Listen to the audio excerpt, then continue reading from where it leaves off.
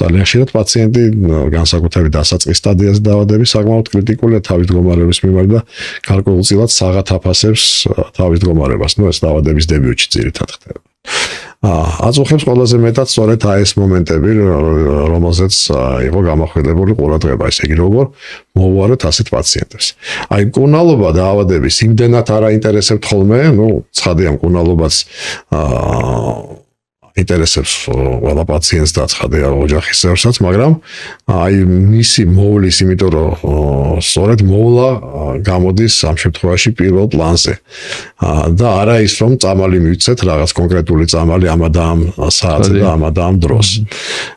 ამ წამლის მიცემაც განპირობებულია იმ ფაქტორით, რომ პაციენტს რაღაცა დისტრესი აქვს, რაღაცა აწუხებს, რთული ამასთან კომუნიკაციის დამყარება ზოგჯერ და ხომ არ არსებობს, ვთქვათ, უნალობა თუ მედიკამენტი, რომელიც ამას შეამცირებს, მაგრამ ძირითადი მაინც აქცენტი მოდის მოვლაზე. ხამის პრობლემები, რაც აბსოლუტურად მართებულად აღნიშნე ასეთი პაციენტებს უხშირესად აქვთ უძილობა, არის ხოლმე ბევრი ისეთი გამოვლინება, ფსიქომოტორული მოუსვენრობის აღგზნების, ზოგჯერ ისეთ ფსიქოზური გამოვლილებები არსებობს, ჰალუცინოზი და ასე შემდეგ. ძალიან ტერორებსაც რო ედო. ხო, გასაკვირველად ძალიან რთული ასეთი პაციენტის მართვა სახლის პირობებში და მით უმეტეს ახლობელი არა სპეციალისტი, არა ექიმის მიერ.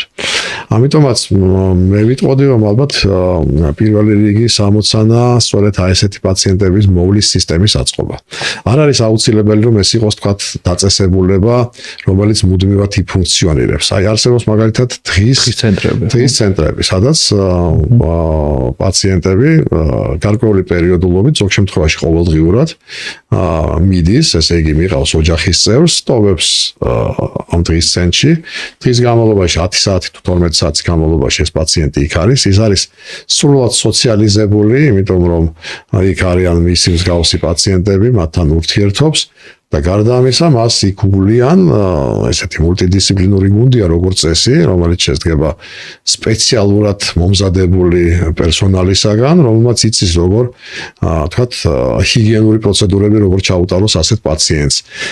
თქვათ, ეს სოციალური ინტერაქცია როგორ გაუადვილოს, როგორ ესაუბროს, როგორ მოეფეროს ზოგ შემთხვევაში, როგორ დატუქსოს ზოგ შემთხვევაში. ალბათ ეს არ უნდა იყოს, თქვათ, ადამიანის თვითშემოქმედება. ამას ყველაფერს სჭირდება შესაბამისი განათლება.